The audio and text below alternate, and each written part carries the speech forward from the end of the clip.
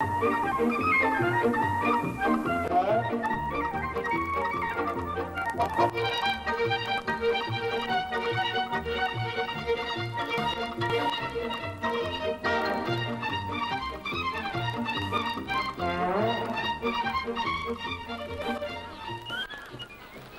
in the northeast corner of Ulster lies Port Stewart.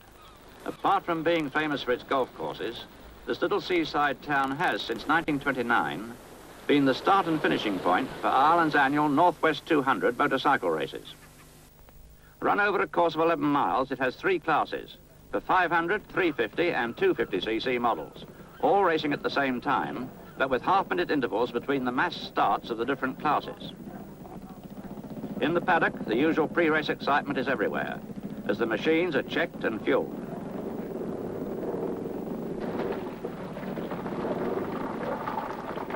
Bob McIntyre, Norton, is undoubtedly favourite in the big class. Bob, always completely imperturbable at times of tension such as this. And that's Bob Brown of Australia, I think, but as usual, our cameraman hasn't got his mind on the job and it's hard to see. Alistair King from Glasgow, one of the favourites for the 350 class. It's nice to see all the boys looking so relaxed at this stage. Last year's winner, Jack Brett. He's McIntyre's most serious rival. And now they come out in front of the grandstand for the warming-up period.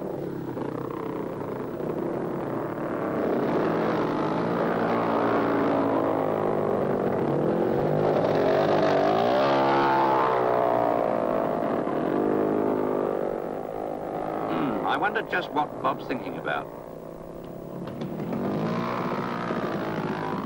Number 7, that's Jeff Tanner, who's expected to be somewhere up on the leaderboard. And now they form upon the grid according to practice times. In pole position is Bob McIntyre, slightly faster than Jack Brett. G. Purvis from Belfast on a BSA and Bob Brown from Australia on a Norton complete the first row.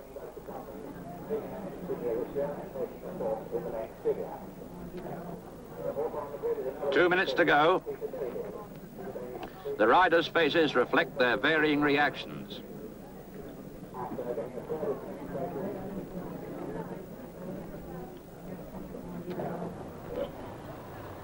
The flag's up.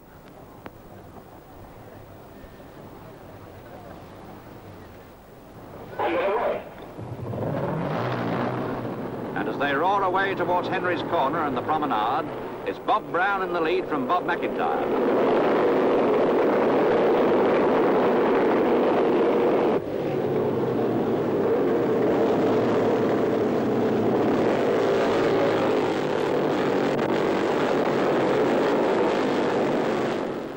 And as the 500 class races along the promenade and onto Coleraine, back to the start of the 350s. Plus Bill Smith, a 500cc late starter.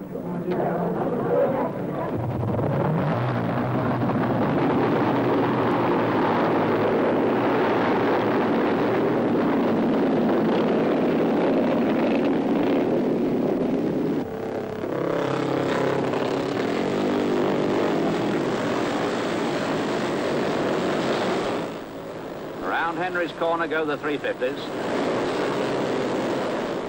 And back on the line, the 250cc class is waiting.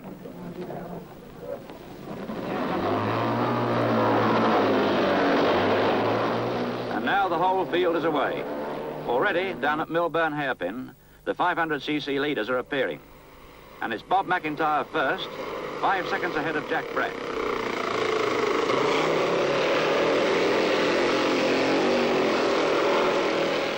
With Bob Brown in third position. Jeff Tanner fourth.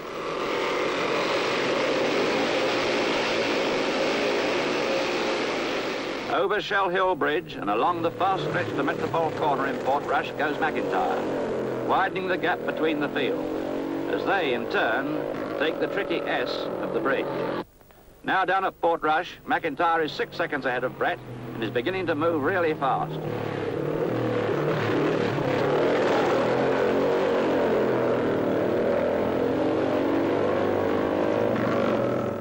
Here he is going through Craigtown and out onto the Coast Road, that part of the course which has been widened and straightened for this year's race.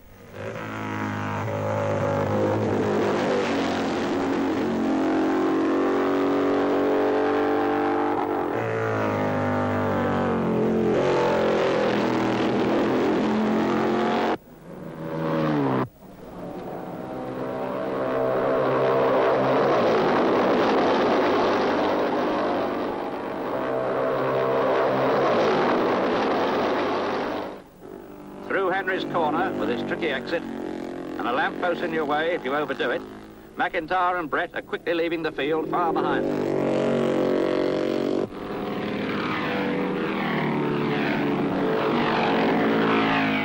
Now McIntyre pushes his speed still higher and sets a new record for the lap at 102.04 miles an hour, 7 seconds faster than Brett's previous record.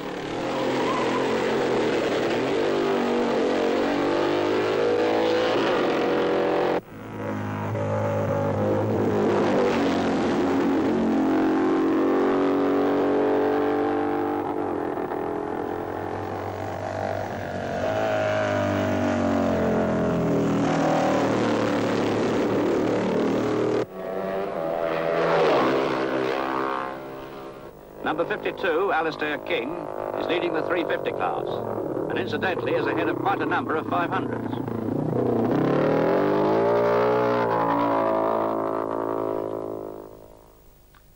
And in the 250 class, the three NSUs of Robb, Hailwood and Miller are locked in battle. At Shell Bridge, Brooks, Daniels and Brown have their own struggle for fourth place in the large class. And now showers of rain come, and riders are never sure if the road around the next bend will be wet or dry. And at Henry's Corner, it's definitely wet.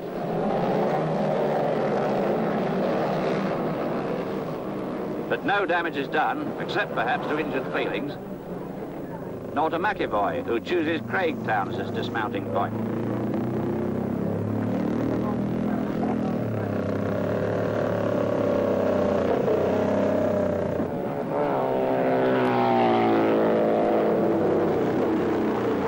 Here comes Ken Patrick, second man in the 350 class, for a quick fill-up, and soon they'll all begin their refueling stops.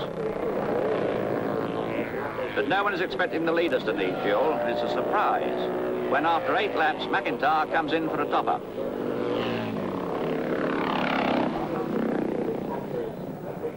All eyes look for Brett. Will he get into the lead?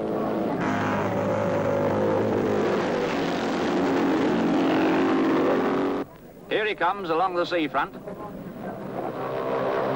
And he's past the pits and away with Bob still standing there.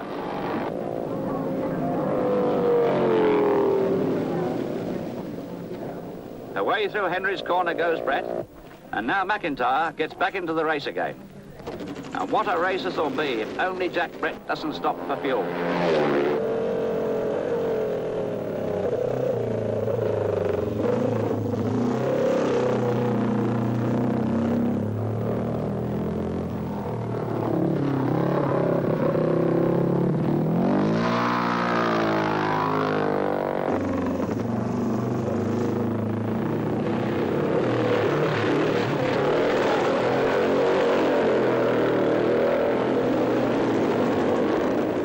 But at the pits, the signal board is out for him, and here comes Jack for a very rapid stop.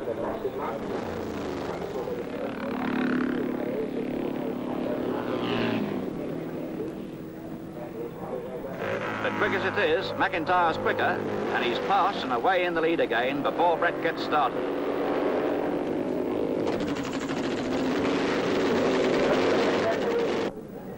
Once again, the order reverts to McIntyre first, Brett second,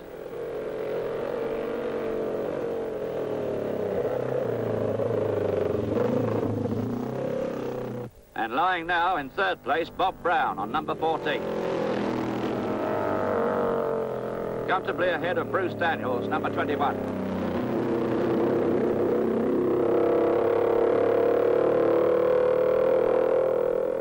In the 350 class, number 52, Alistair King, has over a minute's lead from Patrick. And in the 250s, Mike Hailwood is just holding off Sammy Miller. Lap 15, 3 laps to go in the senior, and Bob McIntyre has a winning lead over Brett.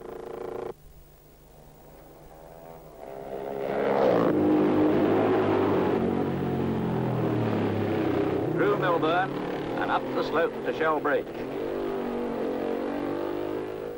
Through the fast swerves and on to Metropole Corner. At the stands, they wait for him to arrive. But he's overdue, and it's Brett who comes through. And Jack pulls into his pit for a precautionary top-up. Back at port rushes the answer. Bob's engine failed as he came down to Metropole Corner, and he's out of the race. And Jack Brett takes over the lead in a race in which he'd surely become resigned to second place, whilst Bob gets a lift back from a travelling marshal.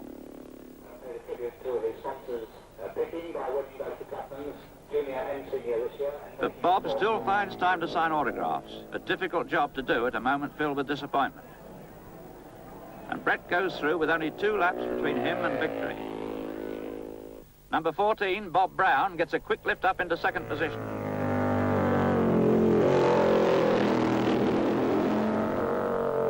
And Bruce Daniels into third.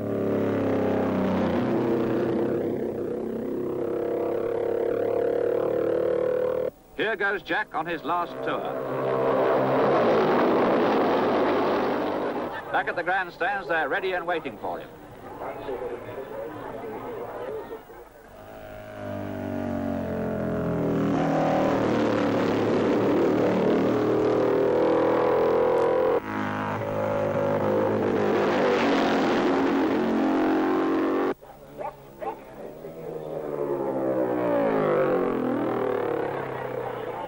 And there goes the winner to his pit as the rest of the field gets the checkered flag.